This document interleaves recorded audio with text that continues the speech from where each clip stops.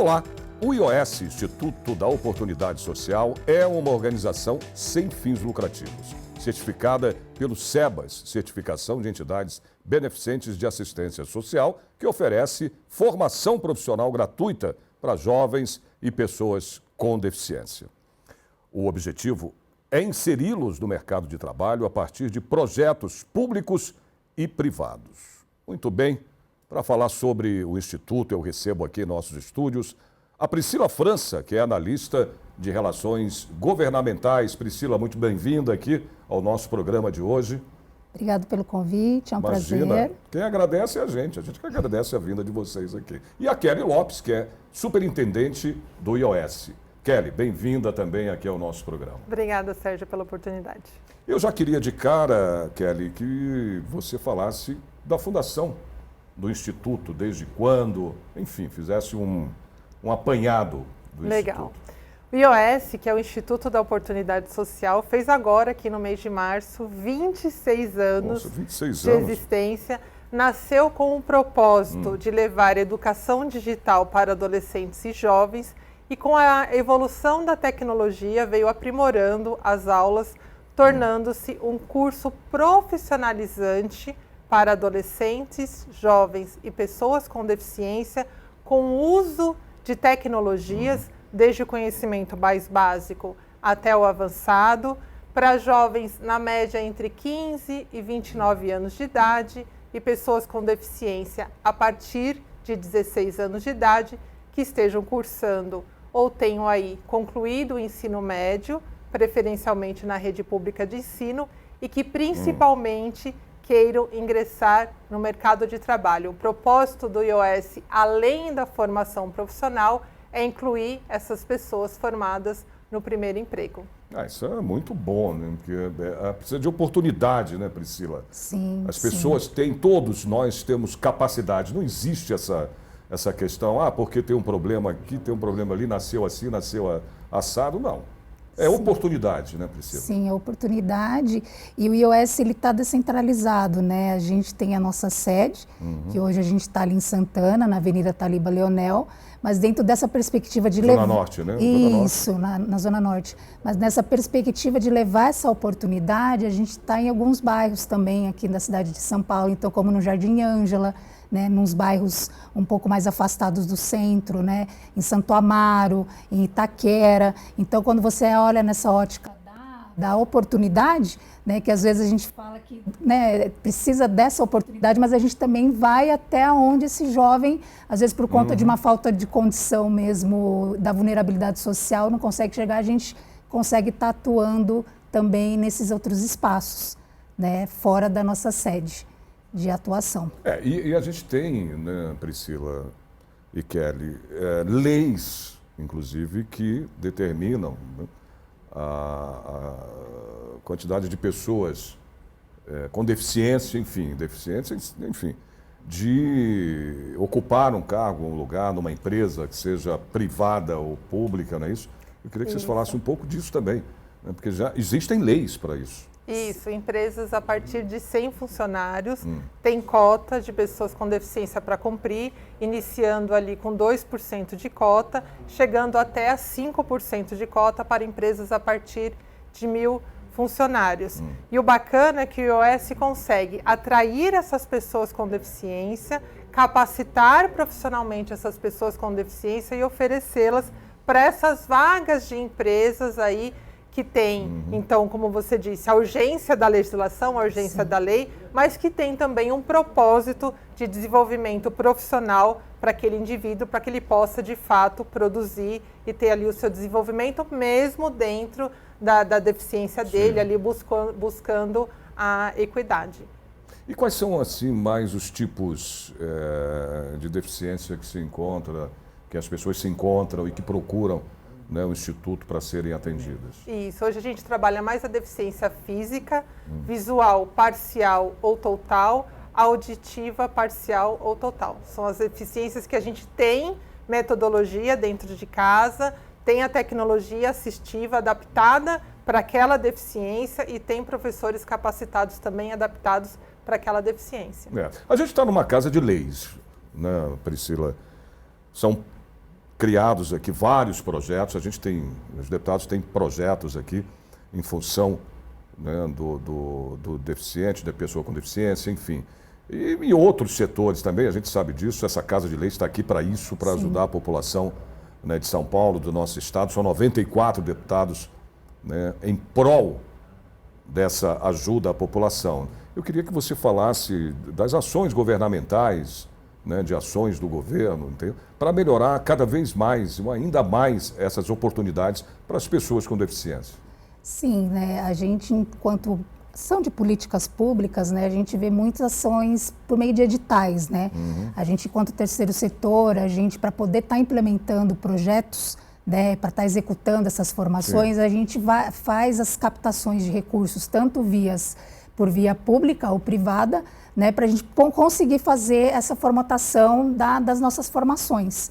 Então, hoje mesmo, né, a gente está com uma formação que é o Tec Pro, né, Kelly? Da Secretaria da Pessoa com Deficiência. Isso, da pessoa com deficiência, né?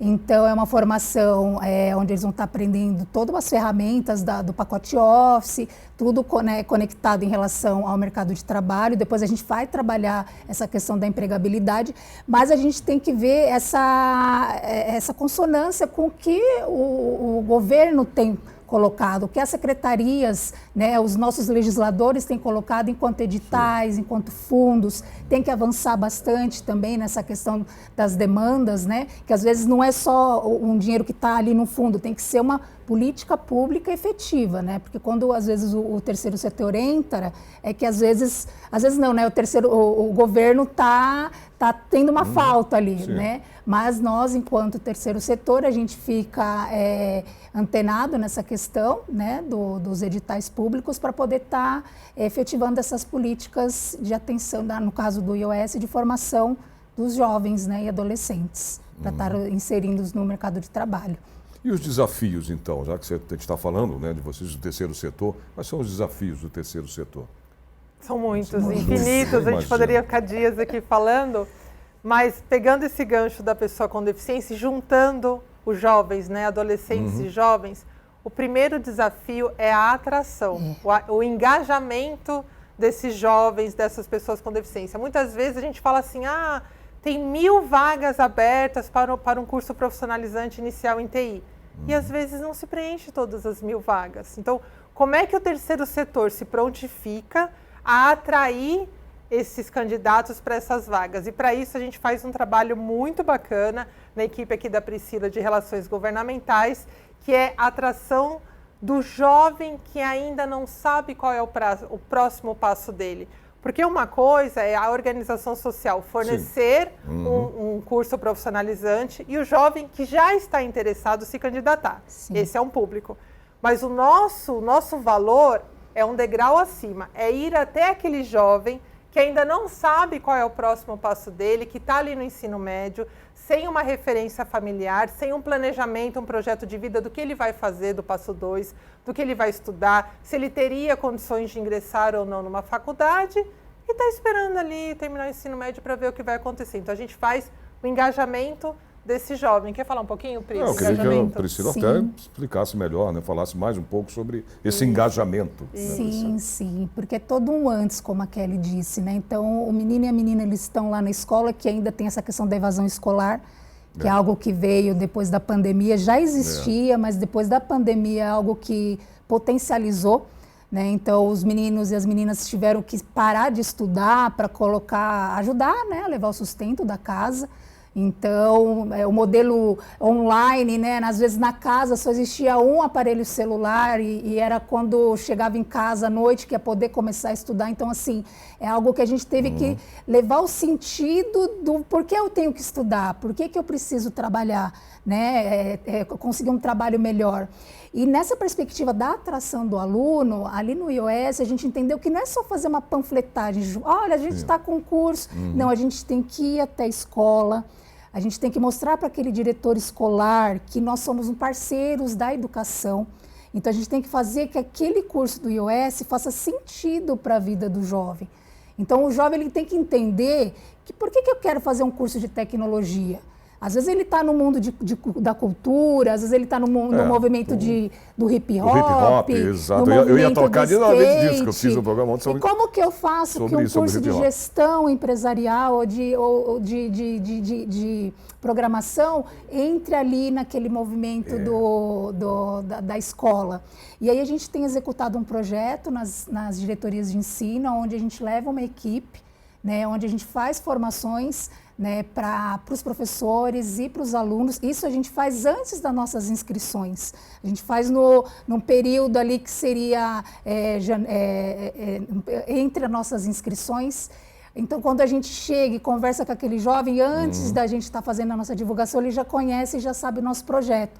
Então, ele entende e fala, poxa, eu acho que eu sim sou capaz. A gente amplia a visão de mundo desse jovem que ali, às vezes, está ali naquele bairro um pouco mais afastado, pensa que não pode, sim, ser um programador, ou ele nem sabia que poderia ser, que nem meninas, né, que a gente tem uma questão de falar, não, mulher sim pode ser programadora, né, não é só algo dos meninos. Então a gente consegue levar essa perspectiva da ampliação de visão de mundo para esses jovens. E o legal para incluir nesse diálogo é a questão racial.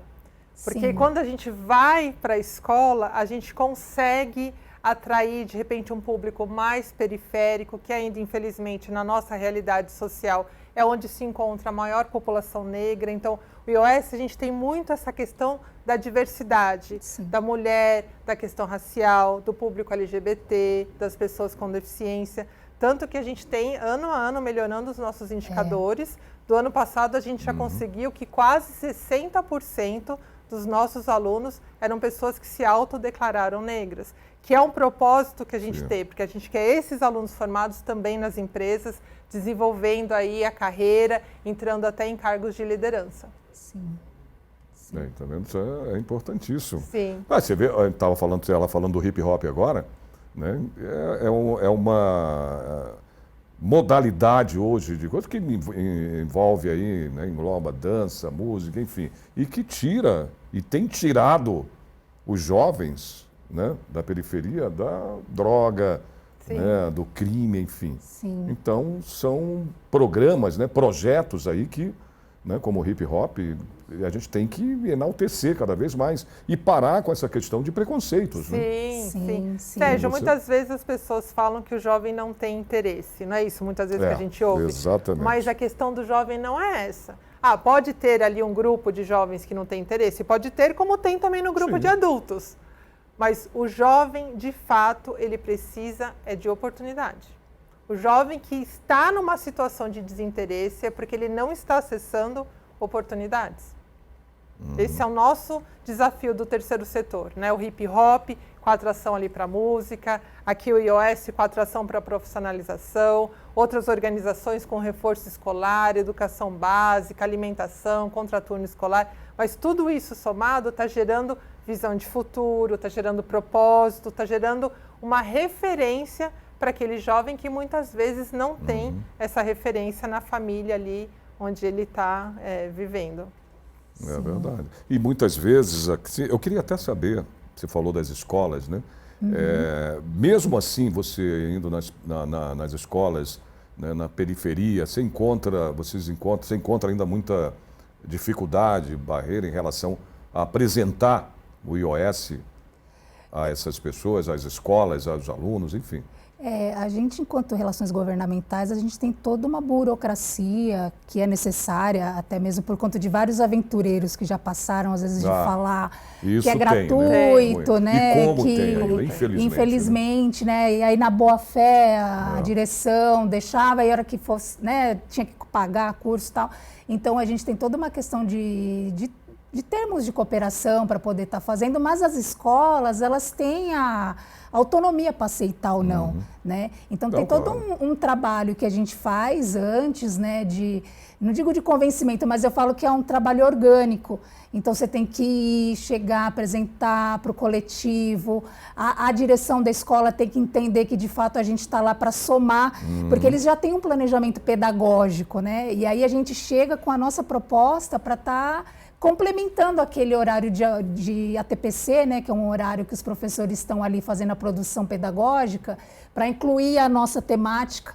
E como eles trabalham o projeto de vida com os alunos na escola, e nós no IOS, além da parte técnica, é legal também colocar, né, Kelly? A gente também trabalha essa questão comportamental com os nossos alunos. A gente tem a questão comportamental, né? Então a gente tem extensão escolar. Então a gente consegue também dialogar com esse currículo da escola estadual. E a gente leva muita ferramenta nova para os professores, a gente leva design thinking, a gente leva gamificação, e aí a hora que os professores veem que são ferramentas que eles já até utilizam enquanto governo estadual, eles falam, mas eu não sabia que era isso, aí a gente já leva uma nova proposta e os alunos começam a se interessar. E aí a gente fala, olha, daqui 2 meses a gente vai estar com um curso aberto. Então a gente fala que é uma articulação de redes de forma orgânica e não mecânica. Que o mecânico faz parte, utiliza, né? A gente tem um panfleto, tem uma postagem no Instagram, mas quando a gente está ali de forma presencial como uma pedagoga, né? A nossa professora que lidera, né, esse projeto é uma professora de cabelo azul, ela tem toda uma interface com os alunos ali, né? E quando o diretor da escola, o dirigente regional, vê que esse projeto ele é sério, que ele traz resultados excepcionais, a gente convida eles para assistir os trabalhos de conclusão de curso, que esses cursos que eles fazem no IOS, todos os alunos eles apresentam um TCC no final. E esses diretores escolares, quando eles vão lá e eles veem que no final eles apresentam um TCC, aquele aluno que de repente dava um trabalho e falava assim, nossa, não acredito que esse menino está fazendo uma apresentação, está fazendo... Então, eles se tornam nossos maiores multiplicadores. Né? E acaba fazendo com que esse jovem chega e de fato faça a inscrição e se matricule conosco no final. Né? Então é uma divulgação, digamos assim, qualificada, né? É um aluno que já vem direcionado para nós. Olha, eu tenho informações aqui, olha aqui, em 25 anos de trabalho, ao longo de 25 Fizemos 26 anos. agora. Pois você, mais de 2.900 matriculados, mais 2.900 pessoas matriculadas. Isso, né? é por ano. Isso é por ano. Por ano, Por pois ano. por ano, Por com ano. 26% de evasão. Sim. Você estava falando da questão né, da evasão. Mais de 1.900 alunos formados. Gente, parabéns. Isso foi olha. o do resultado Com mais de do ano passado. 1.200 empregados, 14,9 milhões investidos na formação profissional. Então, o trabalho de vocês com louvor, porque olha... Sim, né? e é um trabalho que também tem grandes empresas por trás mantenedoras e o isso benefício... que eu queria saber de vocês, exatamente a captação de recursos. Como é que é? Como é que vocês têm essa... A gente Como é que pode vocês falar fazem? o nome das empresas? Claro. Tá. Claro. O IOS ele foi fundado pela TOTS, né? A TOTS é uma empresa de software, é a maior empresa da América Latina. Ele foi fundado pelo IOS, foi fundado pela TOTS, né? O IOS. Tem a TOTS como principal mantenedora, mas também é mantido por outras empresas, como referência posso dizer aqui a Dell, a Zendesk, que mantém grandes projetos no Instituto, como a gente também tem outras empresas diversas mantendo projetos menores, mais pontuais e também parcerias com o governo na esfera municipal e estadual através de editais, que era o que a Priscila estava comentando no início. E o bacana de ter essas empresas como mantenedoras é porque além do recurso financeiro que permite com que o Instituto realize ali, e é importante sempre frisar, o atendimento 100% gratuito, o aluno não paga nada e ainda recebe uniforme, material didático, alimentação. Alguns alunos com maior necessidade recebem também o auxílio do Vale Transporte, então 100% gratuito ali para o aluno. Essas empresas, além da manutenção financeira, elas também disponibilizam softwares atualizados, disponibilizam conhecimento. Então o Instituto ele consegue com muita velocidade, sai ali na frente, a cada ano, com a atualização daquele conhecimento que a gente recebe ali de forma voluntária e gratuita e que a gente fornece essa capacitação para os nossos professores e que eles replicam em sala de aula. Então, quando você imagina, por exemplo, né, ela estava aqui falando do TCC, quando você imagina um jovem de 16, 17 anos que apresenta um trabalho de conclusão de curso, falando de tecnologia, falando de criar uma empresa, um negócio, o quanto isso pode beneficiar a comunidade que ele está alocado, fazendo essa apresentação em público, usando tecnologia na apresentação, isso é a conclusão daquele conhecimento absorvido e é o que gera muito valor para que depois a gente possa também, um trabalho em rede, com diversas outras empresas parceiras, indicar esse jovem para vagas de primeiro emprego. Então, o Instituto ele tem um amplo relacionamento empresarial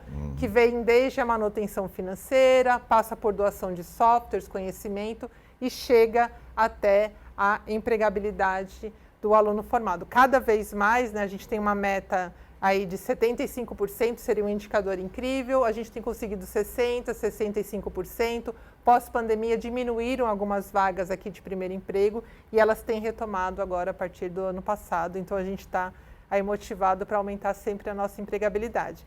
E quando a gente emprega um jovem, a gente beneficia a família inteira. Mas sem dúvida nenhuma. Você tem famílias aí que se sustentam, eu fico impressionado como é que elas conseguem ainda, né, se sustentar e tendo um filho, às vezes, muitas vezes, né, uma criança, vamos dizer assim, que consegue manter né, uma família de 5, 6, 7 pessoas. Você fala como? Através disso, através desse trabalho de vocês, né, com a criação do instituto como esse. Nós temos jovens que eles são a única pessoa naquela família que tem um emprego registrado. Que todo dia, por exemplo, que todo dia 5 vai cair o pagamento na conta, que está garantido, que tem um emprego formal. Então, para muitas famílias, a gente recebe bastante feedback das famílias, que é algo incrível. E o nosso indicador do ano passado, de 2023, foi que nessa média dos 1.265 jovens empregados, essas famílias tiveram uma média de 67% de aumento na renda familiar. Isso não é que o jovem está ganhando um salário muito alto, ele está com um salário de início de carreira, mas isso demonstra que é a família que está com uma renda muito baixa. Então, na média, quando ele entra ali com um salário mínimo, um salário de até R$ 1.500 para o primeiro emprego, a renda dele acaba sendo mais da metade do que era já a renda da família anteriormente. Então, é um potencial de crescimento, de reajuste para sobrevivência digna, né, vamos dizer assim, do nosso país para aquela família. Que bom. E a gente vai fazer um intervalo e na volta eu quero saber, né, também do Instituto, como é que as pessoas que vão para o Instituto, né, quanto tempo elas ficam, quanto tempo elas... Né, tudo isso eu queria que vocês falassem na volta aqui do intervalo, mas é rápido. Nós voltamos daqui a pouquinho, é um instante só.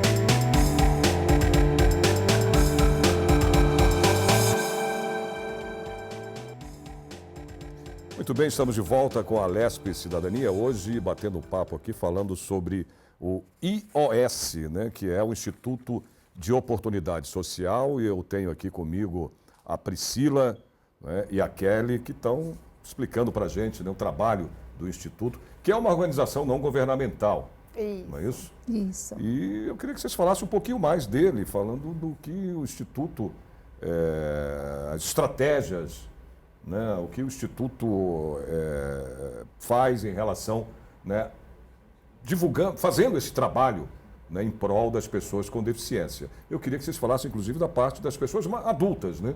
A gente falou de crianças, né, de escolas, enfim, mas a parte de pessoas adultas, né, o engajamento é só direcionado também para empregos, para sair do Instituto e ser encaminhado para empresas tanto públicas quanto privadas. Eu queria que vocês falassem também de projetos, né, dessas empresas, para essas empresas particulares e empresas de governo.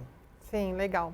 No caso da pessoa com deficiência, a gente trabalha prioritariamente, inclusive, projetos com empresas privadas, porque a pessoa com deficiência já adulta, né, é aquela que ela já tem uma urgência maior da renda, ela não consegue ficar primeiro ali 4, 5 meses estudando, considerando que os nossos cursos são semestrais, para só depois se candidatar no emprego. Ela tem urgência da renda, né? Diferente do jovem ali que está mais novo. Que o jovem está começando a sua vida ali, está, né, ainda no engajamento, naquela coisa de, né, no passo a passo. Aí uma pessoa adulta, ela já precisa, né, ter uma resposta mais rápida, né? Isso.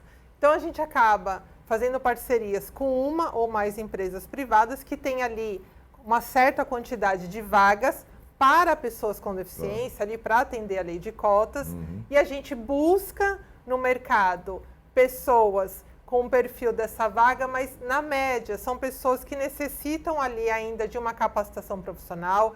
O nível de exigência nosso é de, no máximo, o ensino médio concluído, né? Não há uma exigência de faculdade, de universidade, nem de idioma, porque às vezes a pessoa com deficiência adulta, ela fala, eu não estou conseguindo me realocar no mercado de trabalho, porque a exigência de competências técnicas e comportamentais está muito alta. Então, a gente busca essas pessoas que não tiveram esta oportunidade de desenvolvimento profissional, a gente traz para o modelo de formação, só que esse modelo de formação, ele já acontece em parceria com estas empresas que querem ali posteriormente empregar. Então, muitas vezes, a pessoa com deficiência ou tem ali naquele programa uma bolsa auxílio financeira, que enquanto está estudando especificamente para esse programa, recebe uma bolsa auxílio, ou a partir do primeiro mês já participa do processo seletivo da empresa, muitas vezes já é contratado e continua estudando com a gente para que ela tenha condições depois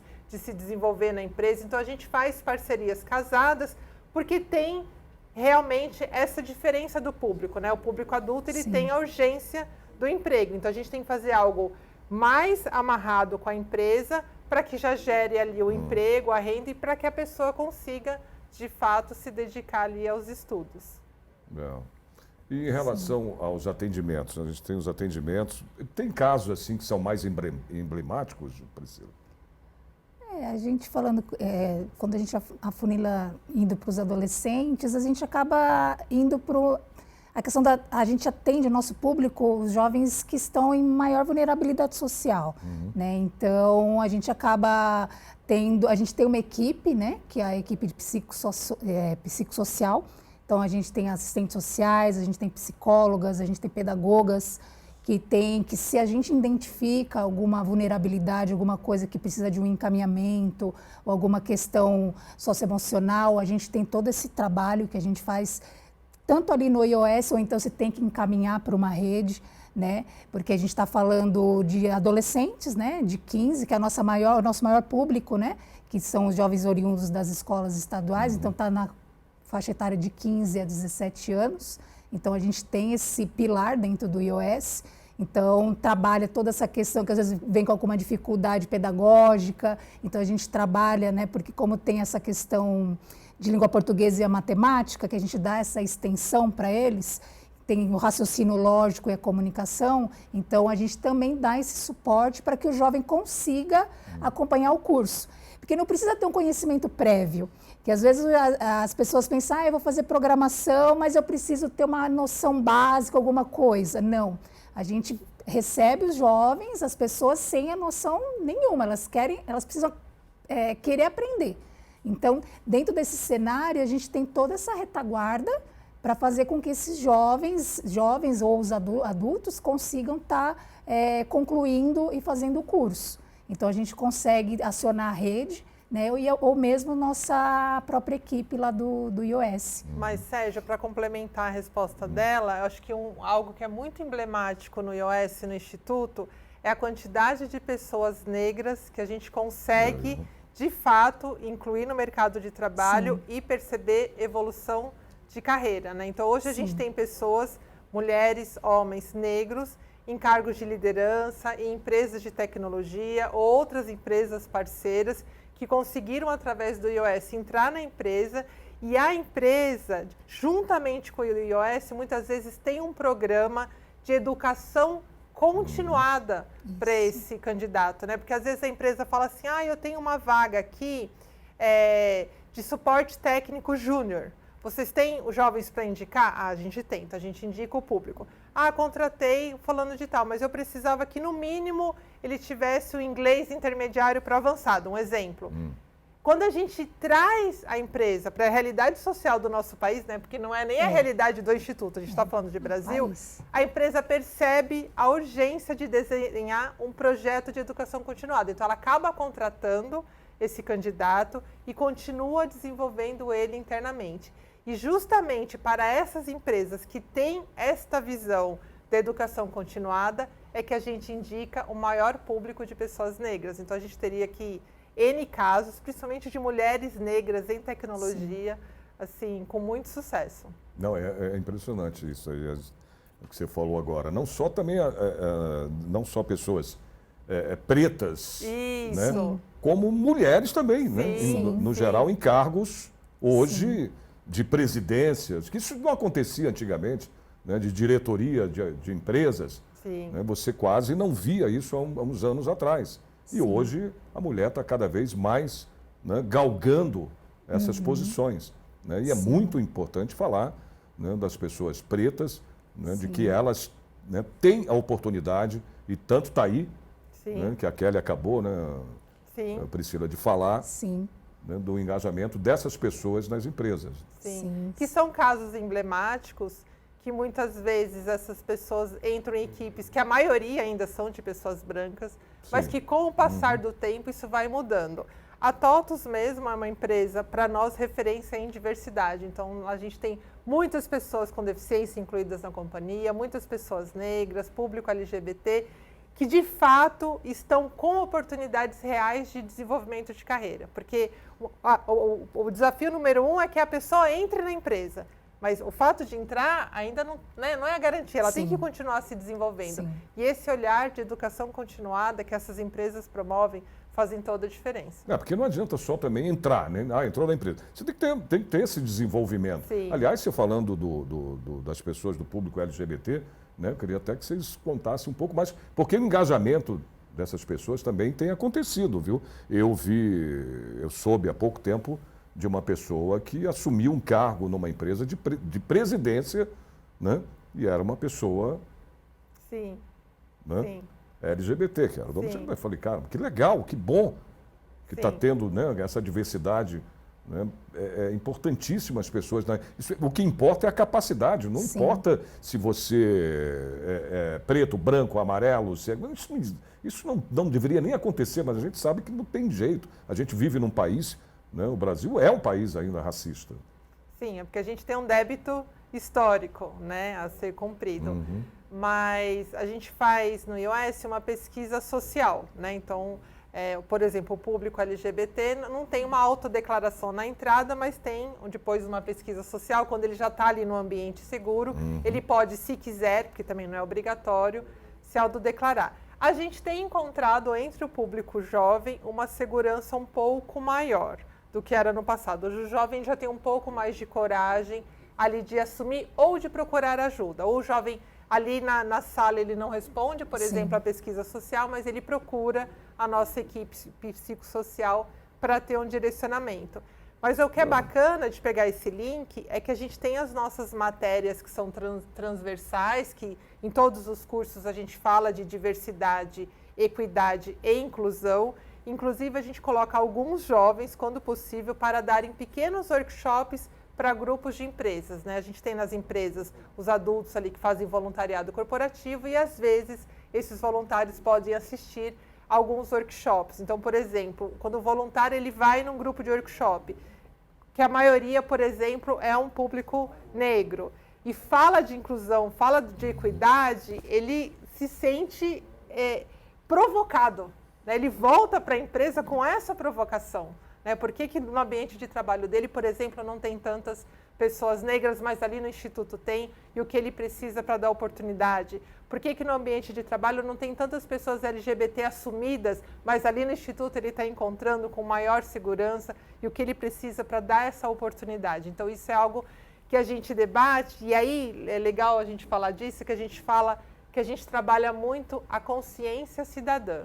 E a consciência cidadã é para o jovem, para a pessoa com deficiência, é para nós, participantes do Instituto, e é para todas as empresas parceiras e voluntários que estão ali, de alguma forma, compartilhando esse aprendizado com a gente. Então, é nesse sonho, né, maior que a gente quer chegar, que é do respeito ao indivíduo, independente de quem ele seja, de qual renda ele esteja incluído. E nessa Casa de Leis aqui, né, nós temos... Falando do racismo, que a gente está falando agora, o SOS Racismo. Sim. Né, que você pode, sim, denunciar, você pode fazer as suas, né? Está aqui que é a nossa sede aqui na Assembleia Legislativa, o SOS Racismo, através do número 0800 77 25 377. E temos também o SOS Racismo, @, se você quiser, al.sp.gov.br. Atendimento aqui, tá? É de segunda a sexta-feira, das 9 da manhã até às 7 da noite. Então, você pode usar aqui o SOS Racismo, com certeza, né? A gente está aqui para ajudar, né? Para poder ver se a gente cada vez mais diminui ou acabe com essa coisa, né? Do racismo, do preconceito também, né? Que é horrível, não devia mais existir isso. Mas, enfim. É uma educação constante. Exato. Né? Não, mas a gente está sempre... É uma educação... Aí, falou tudo. A Kelly acabou de falar, uma educação constante. Sim, inclusive a gente está aqui hoje a convite do SOS Racismo. Né, pela Yara, né, que nos convidou. Eu a conheço muito bem. Né, pelo mandato do deputado Teonílio Barba, né, e vem trazendo todos esses dados que a gente, né, faz lá no nosso instituto para estar contribuindo aqui com... Não, e o trabalho que é feito aqui na Assembleia em relação ao racismo é muito grande. Nós temos aqui deputados, a deputada Leci Brandão é uma atuante aqui na defesa, né, disso e em outras propostas dela também aqui. O hip hop, o próprio hip hop, né? A deputada tem uma bandeira em relação a isso aqui, defende, está junto. Inclusive, um assessor dela aqui é cantor, né? Já gravou vários, fiz um programa com ele aqui. Beto Teoria. Isso, o Beto, exato, olha, todo mundo conhece. O Beto está muito famoso, viu? Eu vou falar para o Beto aqui, e o Beto trabalha diretamente com a deputada. Então é muito importante isso. Eu queria saber do Instituto, a gente falou já os cursos que o Instituto oferece? Sim, não falamos. Não, ainda não. O IOS ele oferece cursos desde o início do jovem aprender a utilizar um computador com foco no trabalho. E aí tem gente que fala assim, mas o jovem já nasceu digital, ele já sabe utilizar o computador. Não é verdade, o jovem sabe utilizar o celular com foco em conversas, em redes sociais, em WhatsApp. O jovem não sabe usar uma ferramenta, uma planilha em Excel, né, elaborar um Word. Quando a gente fala, muitas vezes a gente tem jovens que consegue o primeiro emprego no modelo híbrido. Então, ele está na empresa presencial, parte ele pode estar na casa dele trabalhando remoto. Como é que ele se conecta numa videoconferência, manda um e-mail, tem ali um planner, uma agenda de atividades, como é que ele interage com isso? Então, tudo isso a gente ensina, desde o jovem mais cru ali, focado no ambiente de trabalho, até cursos voltados para a área administrativa, utilizando tecnologia, porque às vezes pode ter um jovem que quer, olha, eu quero trabalhar na área financeira de uma empresa. E tudo bem, só que todas as profissões hoje se utilizam de tecnologia. Então, como é que você vai trabalhar na área financeira utilizando, por exemplo, um software de gestão empresarial, juntamente com uma planilha em Excel? Então, ele aprende isso. E aí a gente vai caminhando em ciclos de conhecimento que o jovem monta a trajetória dele. Cada ciclo de conhecimento é um semestre, onde ele pode chegar até cursos mais voltados para a área de tecnologia da informação. Então, ele pode se tornar um programador, um desenvolvedor de site, ele pode atuar na área de suporte técnico, infraestrutura e redes. Então, a gente tem vários cursos que vão casando com o perfil do aluno e com o tempo disponível que ele tem para estudar.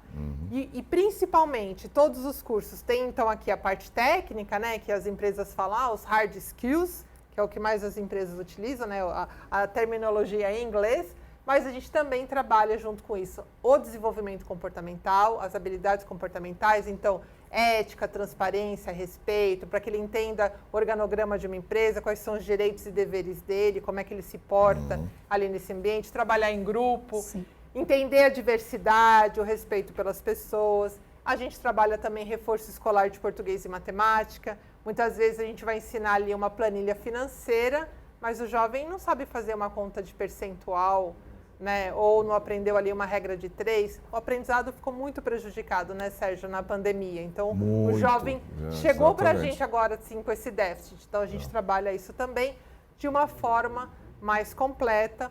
Os cursos são semestrais, ficam aí nos meses de aula semelhante à escola. Então, assim, de março a junho, de agosto a dezembro. cada curso tem uma média de 300 horas de duração.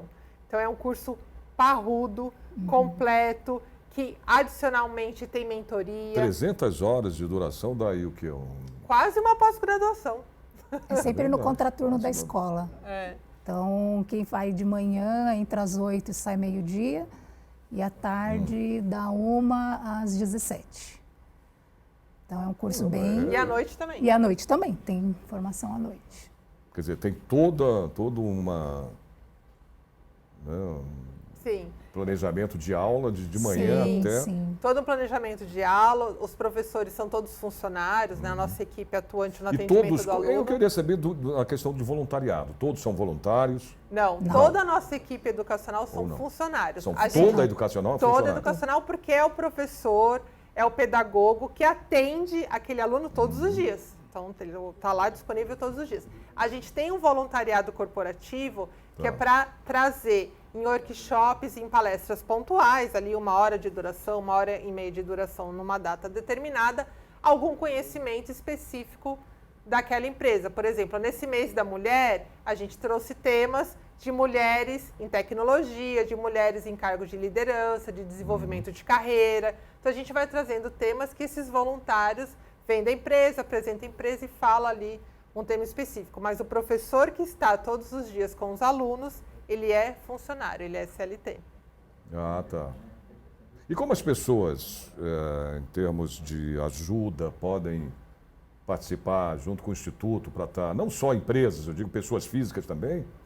Pessoas físicas também, a gente trabalha com doação de pessoa física, ela pode apadrinhar um aluno ali, por exemplo, com doação financeira, oferecendo vale transporte, kit alimentação, ela pode ir lá conhecer o trabalho do Instituto, ela pode ser um agente multiplicador, tanto levando, por exemplo, às vezes a pessoa física, ela atua em uma localidade que não tem o atendimento do jovem, então ela pode ir lá divulgar os cursos do IOS nessa região, nessa localidade, então a gente chama isso do agente multiplicador, né? Sim. Ela atua lá como um facilitador para atrair os jovens. Ela pode divulgar o IOS nas empresas que ela tem de relacionamento, para que essas empresas abram oportunidade de trabalho. E aí é importante dizer também que, além do curso ser 100% gratuito para o aluno, a gente indica esses alunos formados para estas empresas sem nenhum custo. Então, a gente não cobra da empresa também, a gente quer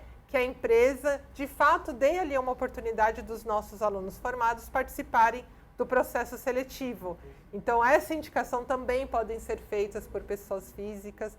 Então, é só a pessoa entrar em contato com a gente através do nosso site e a gente tem ali algumas oportunidades que ela pode também atuar e transformar, né, nos ajudar a transformar a vida aí desses jovens. Não, muito bom, mas eu digo assim, né, Priscila, como é que vocês...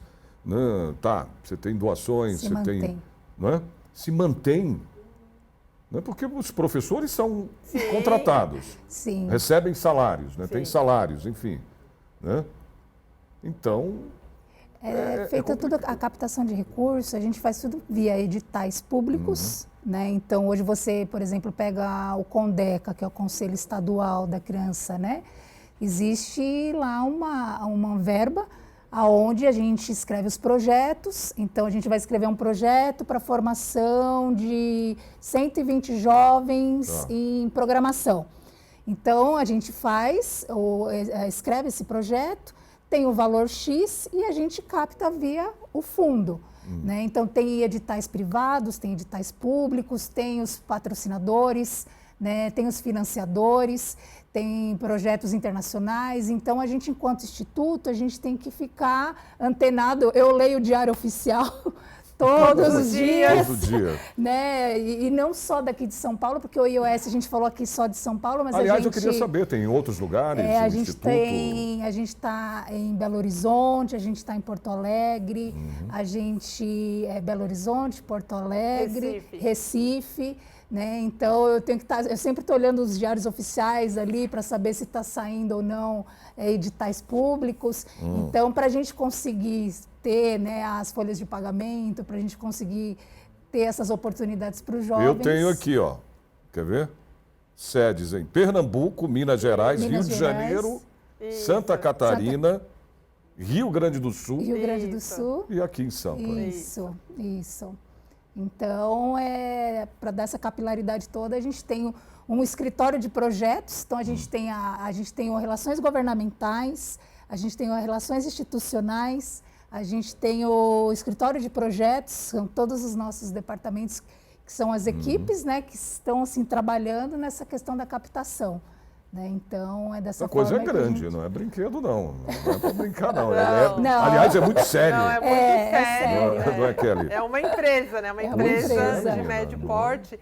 E talvez o que tenha muito provocado esse crescimento do Instituto, além desse foco e desse ótimo resultado na formação dos jovens, é a questão da governança, transparência, ética. Então, o Instituto ele é auditado anualmente por uma empresa externa, tanto a parte contábil quanto a financeira. Sim. As empresas mantenedoras fazem parte do conselho, ajudam na tomada Ajudam de nas decisão. decisões, né? Então, assim, é aquela garantia de que qualquer R$1 doado é de fato 100% utilizado no Instituto. Então, as informações são abertas, muitas das informações, inclusive, estão no nosso site, divulgadas. Sim. A Quer gente dizer, faz você tem transparência Total. para essas grandes Pra essas- empresas trabalharem com o Instituto, só funciona se tiver transparência. Ah, sim, Né? sem As dúvida. empresas precisam de uma garantia de que amanhã elas também não serão prejudicadas. Então, esse é um grande diferencial nosso.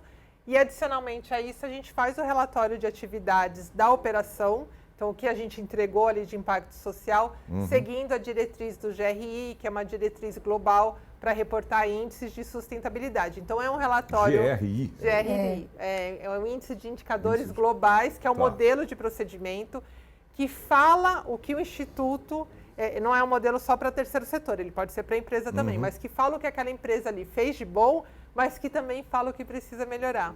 Porque uma coisa é você ir num relatório e só ver sucesso. Certamente, se 100% é sucesso, é porque o insucesso não está sendo reportado. No nosso relatório, o insucesso também é reportado, porque é sabendo qual é o insucesso que a gente vai buscar melhoria e melhorar esse indicador. Então, esse é um diferencial nosso também. A gente está chegando ao final do programa, infelizmente. Que rápido! Tá vendo? Não, a Kelly tinha falado já até no intervalo aqui, ela falou, né? Nossa, mas já passou meia hora, não é possível. Peraí, não foi? Sim. Já passou, realmente passa rápido. Quando o assunto é muito bom e muito interessante, passa rápido, né? Sim. Eu só tenho a desejar cada vez mais sucesso para vocês, né? Com o Instituto, com todo esse trabalho que vocês Sim. desenvolvem para ajudar as pessoas. Isso é muito bacana, é muito bonito, né? Eu queria que vocês deixassem uma mensagem aqui, né, para as pessoas, para o nosso telespectador, para as pessoas, né, que estão assistindo a gente aqui, né, uma mensagem aí, né, para o trabalho que vocês desenvolvem, né, e, aliás, que desenvolvem muito bem. Né? Sim. Parabéns pelo Instituto. Queria que vocês deixassem uma mensagem. Pode ser a Priscila primeiro, sei lá. Fala primeiro. Agradecer pela oportunidade da gente estar aqui hoje, né? Agradecer a Yara, né, pelo convite do SOS Racismo e que venham conhecer o nosso instituto, acesse o nosso site no www.ios.org.br, nossas redes sociais, né? Quando for mais ou menos em julho, a gente vai estar com as inscrições abertas, né? Falem para as pessoas, para os jovens, para os familiares, conheçam o nosso sede aqui em Santana e vocês serão todos bem-vindos lá no nosso instituto. Legal. Obrigado, Priscila. Kelly, você. Maravilha. Eu quero deixar mensagens para os jovens. Procurem o IOS, venham até o IOS, temos muitas oportunidades para vocês, é de fato 100% gratuito, nos procurem. Quero deixar mensagem para as empresas. Temos jovens incríveis, potências, já formados, esperando uma oportunidade de emprego. Conversa com a gente. Temos projetos de impacto social, projetos para reporte dos indicadores do ESG. A gente consegue juntos, IOS, empresa privada, criar indicadores aí da parte social do ESG. Então, procura a gente. Quero deixar uma mensagem também para os deputados. A gente trabalha com projetos de emenda parlamentar. Se quiser conhecer um pouco mais do Instituto, abre essa oportunidade para a gente vem aqui apresentar também até os nossos sucessos de projetos anteriores, porque é isso, né, Sérgio? É uma sem rede. dúvidas. Primeiro, segundo, Exatamente. terceiro setor, pessoa física, nós juntos somos quem de fato vai mudar a história do nosso país, para melhor. Falou tudo, Kelly, falou tudo. Obrigado às duas pela participação Obrigada. aqui no programa. Eu que agradeço. A gente que agradece vocês. Obrigado. O Alesp Cidadania de hoje termina aqui. Até o nosso próximo programa.